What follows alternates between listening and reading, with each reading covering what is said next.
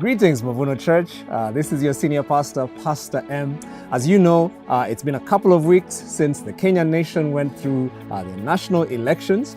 And I wanted to take a moment this morning just to congratulate and celebrate every single member of this faith community who went out, who cast your ballot, who did so by faith. You did it peacefully, and you demonstrated to the world. What a great thing it is when a nation is united and able to do something amazing together.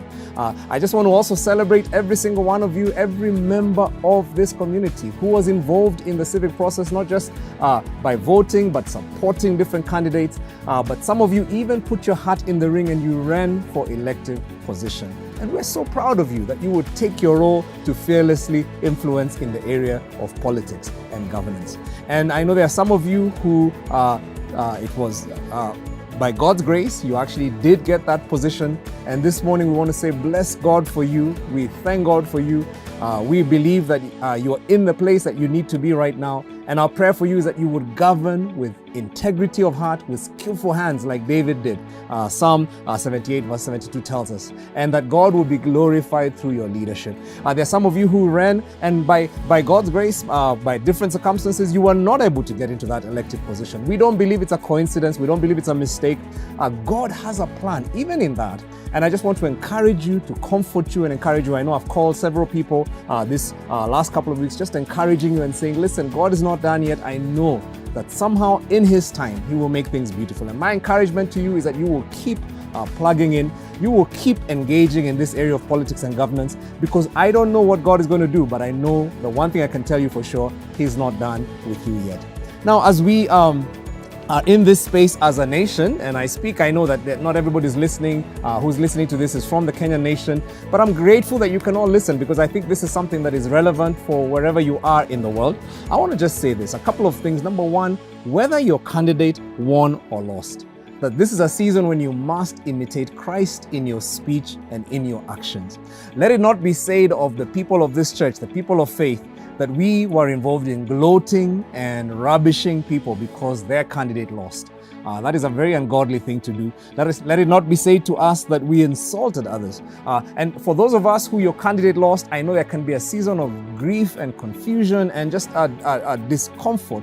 But again, may you not be one of those who moans the way the world does. But may God give you perspective, may He give you encouragement, may He help you see His design and His purpose, even in the middle of what is going on. This is the nature of the democratic process. And even as there is a Supreme Court a petition going on or process in that, I pray that all of us will just maintain prayer for this nation, because this is a nation that God has placed us in. The second thing, I want to just encourage us to all play our role as responsible citizens. It's not, the elections were not just about the president. In fact, that was a very small part of it.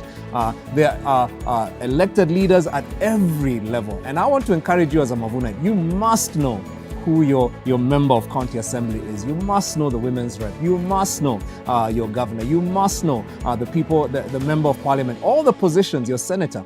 And you need to understand what their role is so that you can hold them accountable. I want to encourage us over this next 5 years that we will actually be involved in governance, even at the smallest level, in the estate where you live. Because this is what it means for us to be fearless influencers. And then finally, I want to encourage us to pray for our leaders.